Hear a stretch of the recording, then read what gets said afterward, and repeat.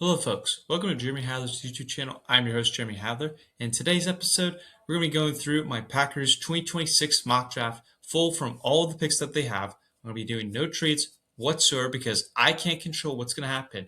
I could trade 27th round picks for the next 20 years for a first round pick.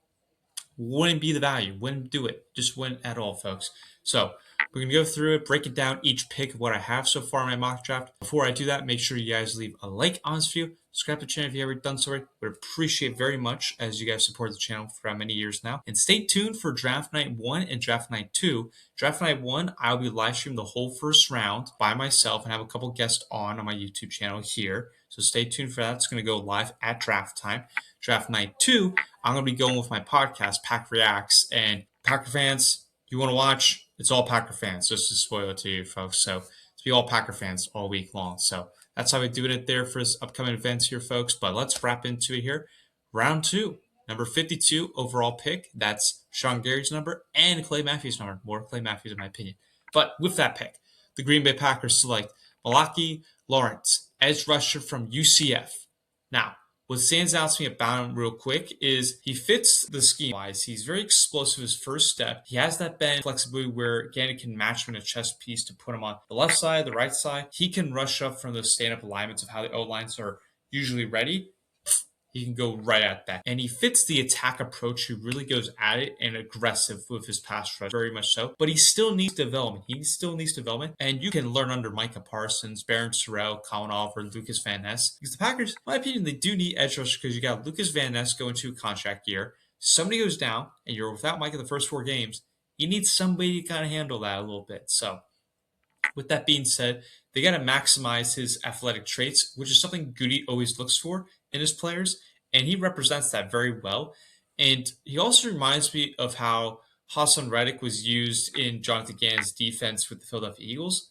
The highlights and what I've watched with Lawrence so far, it reminds me a bit like him of player comp wise. So if you're able to, let's theoretically say, develop a Hassan Reddick, beauty, folks, beauty. So I think this would be a really good pick here to help out the Packers and protect the Packers a bit on that defense. I really think it does to stop, get after the quarterback and also stop the run too. I think it helps out very well. So I got Packers taking edge here. Heading to the third round here, folks, with the 84th overall pick, the Green Bay Packers address CB here, and that's going to be Davison CB from Ohio State. The Green Bay Packers, in my opinion, they need a CB here because you got Keyshawn Nixon, Carrington Valentine, you signed Benjamin St-Juste, and that's not really buying for me.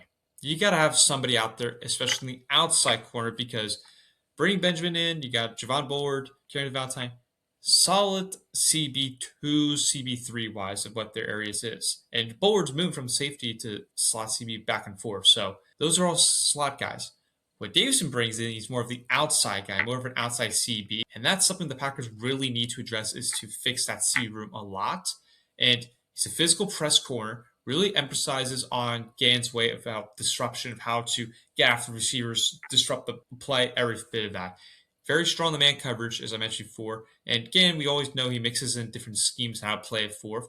But he brings that attitude, brings that kind of like, not Jair, I would say, attitude, but he brings a good attitude to kind of be a tone setter for that secondary in that CB room.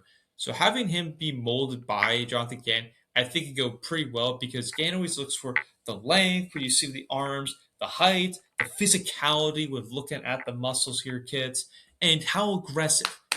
How aggressive is that guy going to be on the field? That's something I always look forward towards. So I think that's pretty good there. And he's very good in the matchup of corner versus bigger receivers. He does a pretty good job of that. But again, to me, he looks like an outside corner from what I've been seeing wise on the tape here. And again, this would be a pretty good fit here, in my opinion. Taking a CB early, I think, is pivotal here because it drops down later on in this draft. It drops down a bit. So got Packers taking a CB here in the third round. Hopefully it does well because usually our third round picks are bad. So hopefully it works out. Heading to the fourth round here, where Goody always cooks in this draft here. With the 120th pick, the Packers select Darrell Jackson Jr., defensive tackle from Florida State. Now, this is a big need here, in my opinion here. Yes, you did get Hargrave. Wyatt's coming off that injury, that season injury from last year. They need another guy. They really need another guy out there. Now, the edge, we did address that early on in this video here. But the D-line is a big issue to me because they don't really have anybody else. I mean, Wyatt, that's all we got here. I mean, Hargrave, he's pretty good as a pass rusher, but he's been through so many injuries. The last time he was good was when he was with the Philadelphia Eagles with Gantz. That's pretty good to use for scheme fit wise, but the run defense needs to improve a little bit. Now, it was good early last year, but the injuries depleted us and got hurt a lot. So that needs to be addressed a little bit, in my opinion here. But what stands out to me about him is he's very explosive in how he would use in the scheme. Very good disruptor in the true interior side. And he gives you something the defense needs more is, again, the pass rush inside. Like we mentioned before about Hargrave, he can do that, but he's not as effective as he once was. And having Darrell here, he would just learn under Hargrave, learn under Wyatt, just let him develop and grow to become the next Hargrave. And once you have a young Hargrave, works out very good in my opinion. And he's all about that attack, not read mentality. So what I mean by he's not just sitting back and just seeing like, yeah, that guy's going to go for 5 yards after he sees it, and then he chases down to run at it. No, he sees it like head on, and he sees, as soon as like Jahmyr Gibbs gets the ball, smacks it right out of hands and bully him to the ground. That's something I like. And he's very good at creating pressure, very good at creating pressure without blitzing. That's something the Packers defense is heavily relying on this year, is creating pressure without blitzing.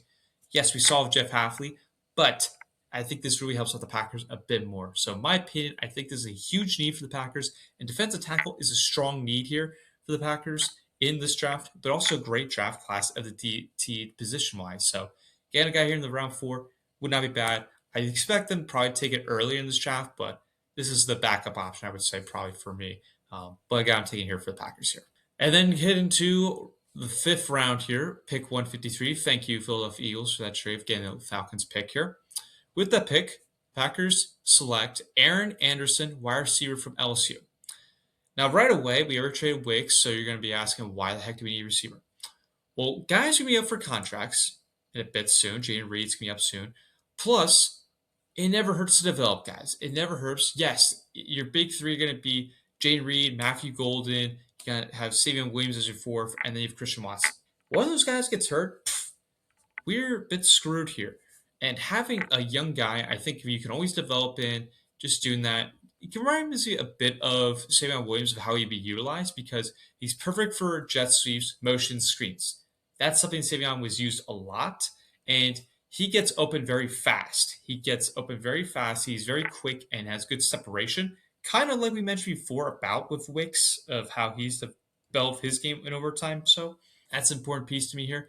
And LaFleur likes to use the slot weapon a lot, and he'd be another good chess piece and a toy for LaFleur to play with. So I think Anderson coming here for the Packers just create more competition in the receiver room to bring out the best, and hopefully Matthew going to exceed, and say Williams to go up and up in this offense to get up and really do well this year.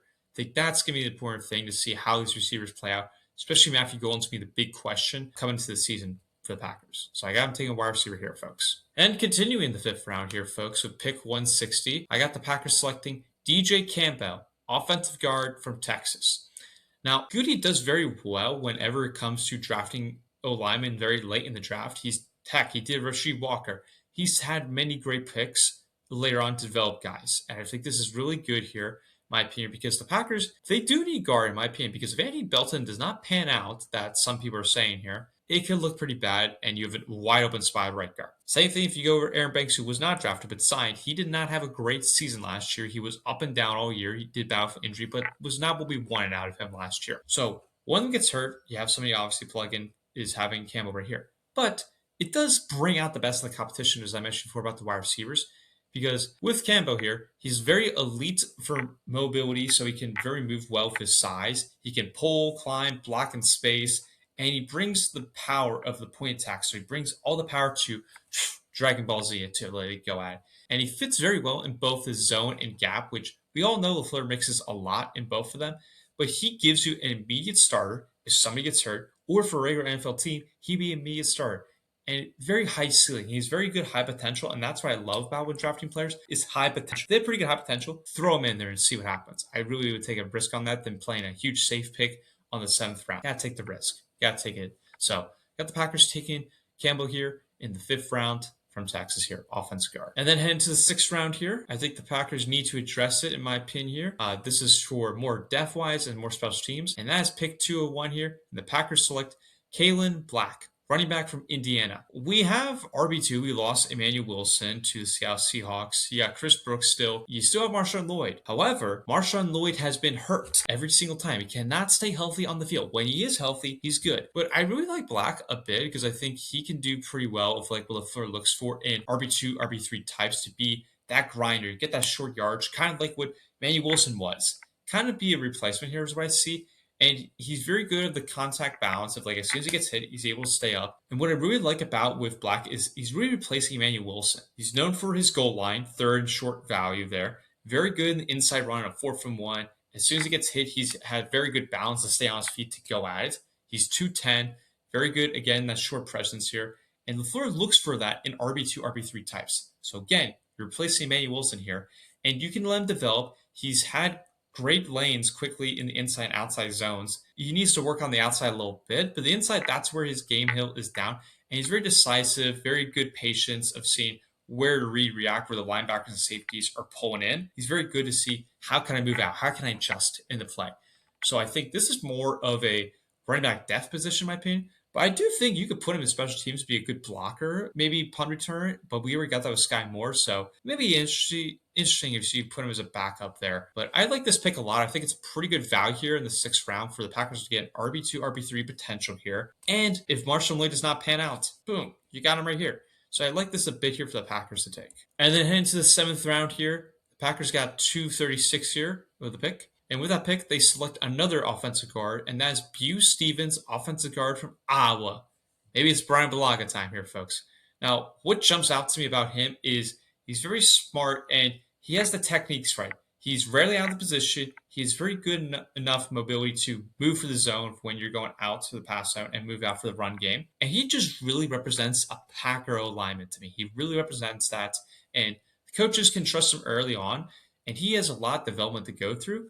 But I think you could get some pretty good value here out of the 7th round to be a pretty good, decent backup or 2-3 string. I think he could pull it off for the Packers. I really think he can. Plus, again, this is more of a depth position in case like something tragic can happen, all of our O-linemen down. He could go in there and go a couple snaps and maybe not like the whole game, but he could fill it in there. I think with the Packers, yes, the O-line was terrible last year. The coaches, in my opinion, should have been gone, but again, value is what I like to look at here, and this is a pretty good value for the 7th round here. So, got Packers taking offensive guard with Beau Stevens right here. And then to finish it out here, folks, last pick, round 7, picks 255. I think you have to address it still, even though I've already addressed in this video here. And I'm going to have the Packers select Devontae Smith. No, not the Eagles wide receiver. I wish. CB from Notre Dame. You need another guy out there. You just need to create depth and position, and he's also good in special teams too. So again, you're getting special teams out here, plus good CB depth out here. Now, why is he fit? He's more physical at the line, not playing 10 yards off, which I always hate about CBs when they play for the Packers. I always hate that every time.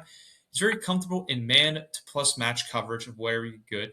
Very good in tackling and stopping the run. Pretty big thing for me. And he plays with a great competitiveness that gain values when he looks for players. And he also is projected to be an outside CB, which I like a lot. If he can be the outside CB, if somebody doesn't pan out or we need somebody to step up, maybe he could do it. Maybe he can come in for like 2nd down, 3rd down, something like that. If he can get you really early on, this would be a pretty good pick here, in my opinion. He's very good, again, in the press matched coverage defender. That's what I like about him. So I got the Packers taking Devontae Smith. No, not the wide receiver from the Philadelphia Eagles. No. The CB from Notre Dame. That's who I got here, folks. But that wraps it here, folks. Let me know what you think in the comments here. Do you think these picks were good, bad, ugly, or pretty good value? Let me know in the chat here, folks. We'd appreciate it. And once again, stay tuned for the draft here, folks. I'll be live streaming night 1 and night 2 of the draft here, so stay tuned for that. And hopefully the Packers can have a good draft. Hopefully, because this draft is not as deep as next year's draft, where the Packers got so many picks and comp picks coming their way here, folks. So stay tuned for that. But of course, as always, go Pack, go.